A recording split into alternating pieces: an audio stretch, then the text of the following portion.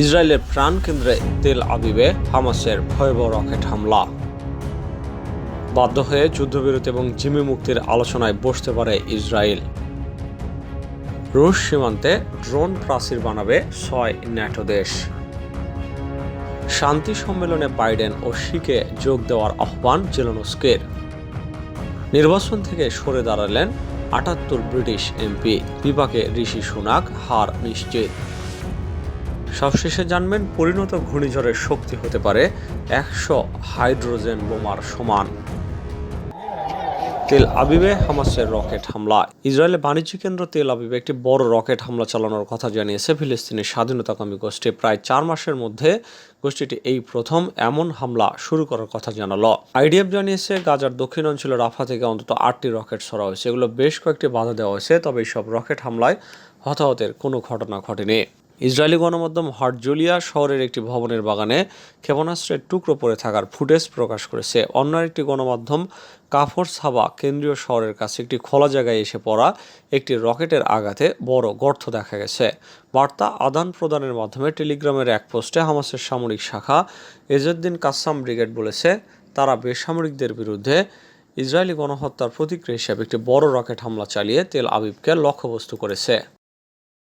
যুদ্ধবিরতি ও জিম্মি মুক্তির আলোচনায় বসতে পারে ইসরায়েল। গাজায় যুদ্ধবিরতি ও জিম্মি মুক্তির জন্য ইসরায়েলের যুদ্ধকালীন মন্ত্রিসভাকে আলোচনায় বসার আহ্বান জানাতে পারেন ইসরায়েলের প্রধানমন্ত্রী বেনিয়ামিন নেতানিয়াহু।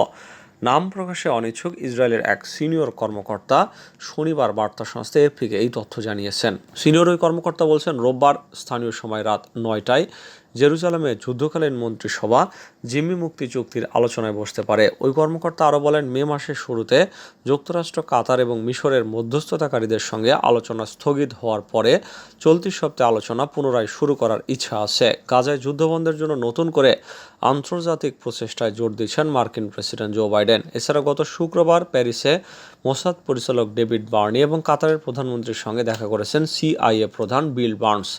এদিকে রোববার ইসরায়েলে বড় ধরনের ক্ষেপণাস্ত্র হামলা চালানোরও দাবি করেছে ফিলিস্তিনের স্বাধীনতাকামী সংগঠন কাসাম ব্রিগেড। তারা বলেছে, বেসামরিকদের বিরুদ্ধে ইহুদিবাদী গণহত্যার প্রতিক্রিয়ায় রকেট হামলা করা হয়েছে।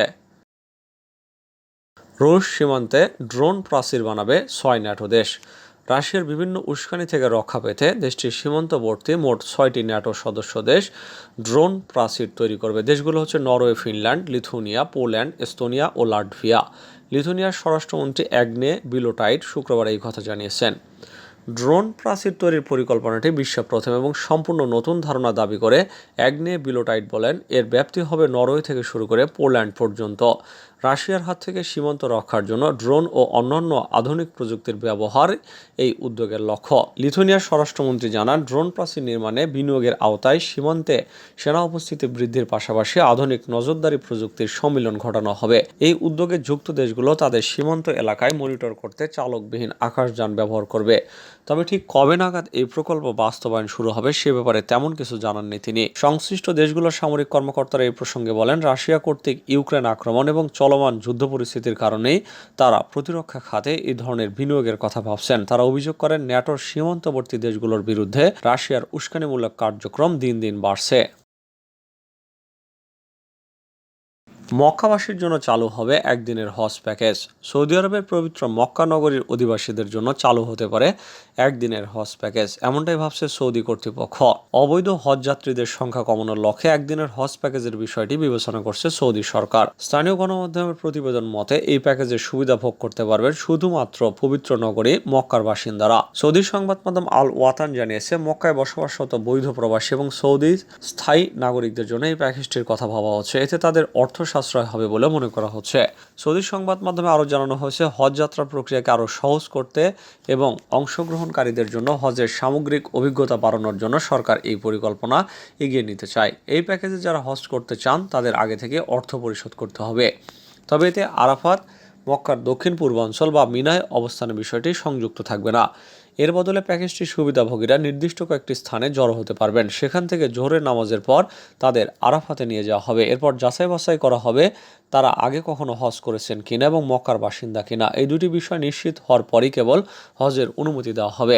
এই প্যাকেজ অনুযায়ী এইসব হজযাত্রী আরাফাতে অবস্থানের সময় বাসের ভেতরেই থাকবেন। এরপর ওই দিন দিনের শেষ দিকে তাদের মুজদালিফায় নিয়ে যাওয়া হবে। সেখানে তারা নুড়ি পাথর সংগ্রহ করবেন এবং মিনাতে শয়তান লক্ষ্য করে পাথর নিক্ষেপ করবেন। যেহেতু এইসব হজযাত্রীর মিনায় থাকার কোনো ব্যবস্থা থাকবে না, তাই তারা তাদের বাড়িতেই রাত্রি অবস্থান করবেন। তবে একদিনের হজের প্যাকেজের বিষয়টি নিয়ে আলেমদের মধ্যে মতভেদ রয়েছে। শান্তি সম্মেলনে যোগ দিতে বাইডেন এবং শিকে আহ্বান জেলেনস্কির। মার্কিন প্রেসিডেন্ট জো বাইডেন এবং চীনা প্রেসিডেন্ট শি জিনপিংকে শান্তি সম্মেলনে যোগদানের আহ্বান জানিয়েছেন ইউক্রেন প্রেসিডেন্ট ভলোদিমির জেলেনস্কি। রোববার এই আহ্বান জানান তিনি। সম্প্রতি ইউক্রেনের বিভিন্ন শহরে হামলা জোরদার করেছে রুশ বাহিনী। কিয়েভের প্রত্যাশা, জুন মাসে সুইজারল্যান্ডে অনুষ্ঠেয় শান্তি সম্মেলনে রুশ প্রেসিডেন্ট ভ্লাদিমির পুতিনের উপর আন্তর্জাতিক চাপ সৃষ্টি করতে সাহায্য করবে। এদিকে রাশিয়া বলছে এই শান্তি সম্মেলনে মস্কোকে আমন্ত্রণ জানানো হয়নি। গত বৃহস্পতিবার একটি ছাপাখানায় রুশ বিমান হামলার পর জেলেনস্কি বলেন, এই শীর্ষ সম্মেলনে দেখা যাবে যে বিশ্বের কোন কোন নেতা এই যুদ্ধের অবসান ঘটাতে চান। বিশ্ব নেতাদের প্রতি অনুরোধ জানিয়ে জেলেনস্কি আরও বলেন, শান্তি প্রতিষ্ঠার জন্য আপনাদের নেতৃত্ব দেখান। শুধু দুই পক্ষের হামলা বন্ধ নয়, পরিপূর্ণভাবে শান্তি প্রতিষ্ঠা করতে হবে। নির্বাচন থেকে সরে দাঁড়ালেন ৭৮ ব্রিটিশ এমপি, বিপাকে ঋষি সুনাক। নির্বাচনের আগে বড়সড় বিপাকে পড়লেন ব্রিটিশ প্রধানমন্ত্রী ঋষি সুনাক। ভোটের আগে তার দলের ৭৮ জন এমপি জানিয়ে দিয়েছেন তারা আগামী নির্বাচনে লড়বেন না। এমন সিদ্ধান্ত নেওয়া তাদের মধ্যে রয়েছেন কেন্দ্রীয় মন্ত্রীরাও। যুক্তরাজ্যের আইন অনুসারে ২০২৫ সালের জানুয়ারি মাসের মধ্যে সাধারণ নির্বাচন সেরে ফেলতে হবে, কিন্তু সুনাকের কনজারভেটিভ পার্টির মধ্যেই দাবি উঠছিল নির্বাচন পিছিয়ে দেওয়া হোক, কারণ গত কয়েক মাসে দলটির নেতাদের প্রতি ভোটারদের আস্থা প্রায় তলানিতে এসে ঠেকেছে। একের পর এক জরিপে দেখা যাচ্ছে ব্রিটিশ রাজনীতির ইতিহাসে সবচেয়ে খারাপ ফল করতে পারে কনজারভেটিভ পার্টি। এমন পরিস্থিতিতে নির্বাচন হলে হার অবধারিত বলেই মত দলের একটি বড় অংশের। কিন্তু দলের মত কার্যত উড়িয়ে দিয়ে দ্রুত নির্বাচনের ঘোষণা দিয়েছেন ঋষি সুনাক। জানিয়েছেন আগামী ৪ জুলাই হবে দেশটির সাধারণ নির্বাচন। সেখানে প্রথমবার প্রধানমন্ত্রী হিসেবে প্রতিদ্বন্দ্বিতা করবেন ভারতীয় বংশোদ্ভূত ঋষি। দলীয় মতের বিরোধিতা করে দ্রুত নির্বাচন ঘোষণায় তিনি বলেন, যুক্তরাজ্যের ভবিষ্যৎ বেছে নেওয়ার সময় এসেছে। ব্রিটিশ প্রধানমন্ত্রীর দাবি তার নেতৃত্বেই আর্থিক সংকট থেকে মুক্তি পাবে দেশ। তবে নির্বাচনের দিন ঘোষণার পর থেকে একের পর এক কনজারভেটিভ এমপি জানিয়ে দেন আসন্ন নির্বাচনে তারা লড়তে চান না। এই তালিকায় রয়েছেন দেশটির সাবেক প্রধানমন্ত্রী থেরেসা মে, সাবেক প্রতিরক্ষামন্ত্রী বেন ওয়ালেস, সাবেক চ্যান্সেলর নাদিম জাওয়ি এবং সাজিদ জাভিদের মতো নেতারা। পরিণত ঘূর্ণিঝড়ের শক্তি হতে পারে ১০০ হাইড্রোজেন বোমার সমান। আরও একটা মে মাস, আরও একবার চোখ রাঙাচ্ছে ঘূর্ণিঝড় আমফান ইয়াসের স্মৃতি উস্কে দেওয়া আসছে রেমাল। রোববার রাতে সুন্দরবনের ভারত বাংলাদেশ সীমান্ত এলাকায় আশ্রে পড়েছে এই প্রবল ঘূর্ণিঝড়। এর মধ্যে নতুন করে আলোচনায় ভারতের আবহাওয়া বিভাগের দেওয়া আরও এক তথ্য। ঘূর্ণিঝড় রেমাল আশ্রে পড়ার আগেই ট্রপিক্যাল সাইক্লোন বা ক্রান্তীয় ঘূর্ণিঝড় সম্পর্কে বেশ কিছু প্রশ্নের উত্তর সামনে এসেছে। মূলত গত বছরের এপ্রিলে এইসব তথ্য জানিয়েছিল আইএমভি। তারা বলছে সাইক্লোনকে হিট ইঞ্জিনের সঙ্গে তুলনা করা যেতে পারে। গ্রীষ্মমণ্ডলীয় এলাকার মহাসাগরগুলোর উষ্ণ পানি এবং তার উপরে থাকা আর্দ্র বাতাস থেকেই শক্তি সংগ্রহ করে ঘূর্ণিঝড়গুলো। জলীয় বাষ্প ঘনীভূত হয়ে জলের ফোঁটা বা বৃষ্টি তৈরি হয়, আর এর মাধ্যমে ওই শক্তি মুক্ত হয়।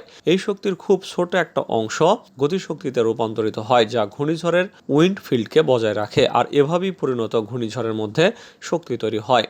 আইএমবির ভাষায় পরিণত ঘূর্ণিঝড়ের মধ্যে থাকা এই শক্তি ১০০টি হাইড্রোজেন বোমার শক্তির সমান হতে পারে। উল্লেখ্য, হাইড্রোজেন বোমা দ্বিতীয় প্রজন্মের পারমাণবিক অস্ত্র, অর্থাৎ হিরোশিমা নাগাসাকিতে যুক্তরাষ্ট্র যে বোমাগুলো ফেলেছিল তার তুলনায় আকারে ছোট এবং ওজনে কম, কিন্তু এর ধ্বংস ক্ষমতা অনেক বেশি।